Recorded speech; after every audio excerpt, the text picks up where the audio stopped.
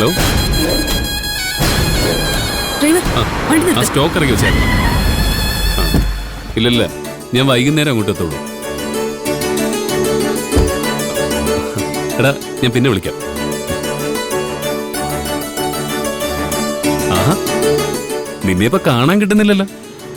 വീട്ടിൽ നിന്ന് ഇറങ്ങിയ ശേഷം ഒരു കോള് പോലും ചെയ്യുന്നില്ല. വല്ലപ്പോഴും ഒക്കെ വീട്ടിലോട്ടൊന്ന് വന്നൂടെ? അമ്മയ്ക്ക് നിന്നെ കാണാഞ്ഞിട്ട് വല്ലാത്ത വിഷമോ? ഇത്ര നാളും എന്നെ ഏത് നേരവും വീട്ടിൽ കാണുന്നോന്നായിരുന്നില്ലേ ഗിരിയേണ്ട പരാതി. ഞാൻ അവിടുന്ന് ഇറങ്ങിയാൽ മാത്രമേ വീട്ടില് സമാധാനം ഉണ്ടാവൂന്നായിരുന്നു അമ്മയുടെ പക്ഷം. അതൊക്കെ അമ്മ നിന്നെ വാശി കയറ്റാൻ വേണ്ടി വെറുതെ പറയുന്നല്ലേ. എങ്ങനെയെങ്കിലും ഗോപാൽജിയുടെ വീട്ടിൽ കയറി സമാധാനപരമായ ഒരു കുടുംബജീവിതം നയിക്കണമെന്നാ അമ്മ ആഗ്രഹിച്ചത്. എന്തായാലും ഇപ്പൊ നീ ആഗ്രഹിച്ചതുപോലെ ആ വീടിന്റെ മരുമകളായി മാറിയില്ലേ? സന്തോഷമായി എനിക്ക്. അത് വെറുതെ.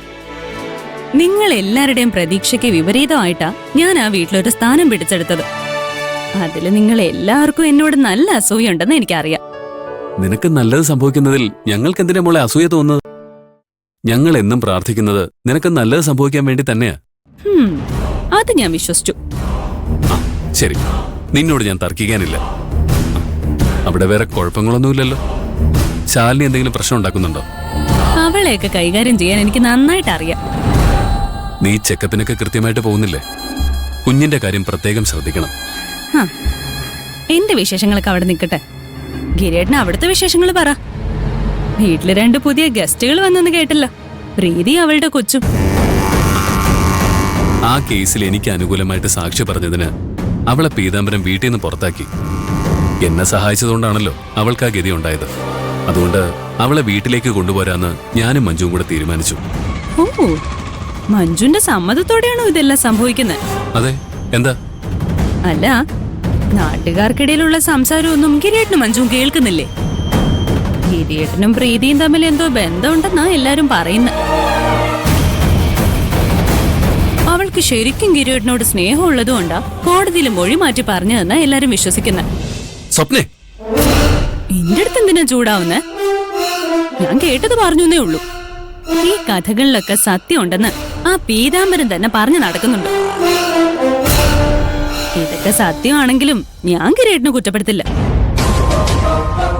മാധവനെ കൊന്നതില് ഗിരിയേട്ടന് പങ്കുണ്ടെന്ന് മഞ്ജു മനസ്സിലാക്കിയ സ്ഥിതിക്ക് ഇനി നിങ്ങൾ തമ്മിൽ നല്ലൊരു ദാമ്പത്യ ജീവിതം ഉണ്ടാവുമെന്ന് എനിക്കൊരു പ്രതീക്ഷയില്ല.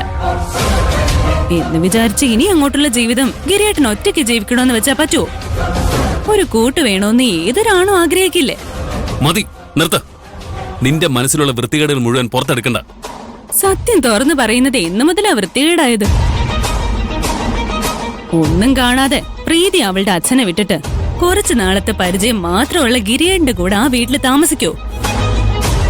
സാമാന്യ ബോധമുള്ള ആർക്ക് ചിന്തിച്ചാലും അതിലൊരു ദുരൂഹതയുണ്ടെന്ന് മനസ്സിലാവും. ഇനി അവളുടെ വയറ്റിൽ വളരുന്ന കുഞ്ഞ് ഗിരിയേട്ടന്റെ ആണെന്ന് പറഞ്ഞാലും ഞാൻ ഞെട്ടില്ല. അത് വേണ്ട. ഞാനിപ്പോ ഗിരിയേട്ടന്റെ പെങ്ങള് മാത്രമല്ല, ഗോപാൽജിയുടെ മരുമകളാ. എന്റെ അമ്മായിയച്ഛന്റെ കീഴില് ജോലി ചെയ്യുന്ന 100 കണക്കിന് തൊഴിലാളികളിൽ ഒരാൾ മാത്രമാ ഗിരിയേട്ടൻ. എന്റെ ദേഹത്ത് കൈവയ്ക്കുന്നതിന് മുമ്പ് 2 വട്ടം ചിന്തിക്കുന്നത് നല്ലതാ.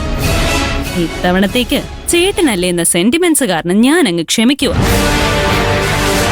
ഇനി ഇത് ആവർത്തിച്ച ഞാൻ പ്രതികരിക്കുന്നത് ഇങ്ങനെ ആയിരിക്കില്ല. പിന്നെ പ്രീതിയോടും കുഞ്ഞിനോടും എന്റെ അന്വേഷണം പറയണം. എന്നാ ഞാൻ പോട്ടെ.